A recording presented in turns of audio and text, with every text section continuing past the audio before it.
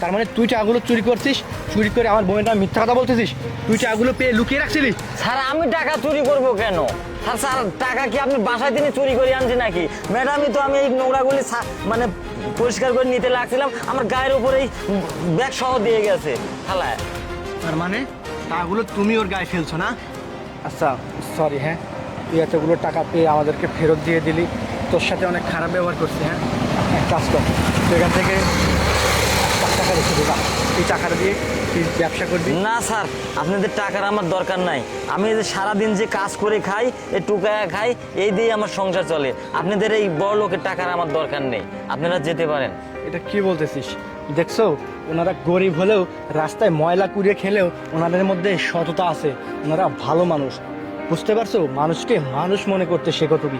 আজকে তুমি 3 লক্ষ টাকা ওনার মুখে ছুঁড়ে মারছো একটা ময়লার ব্যাগের মধ্যে, কিন্তু উনি পেয়েও সেটা ফেরত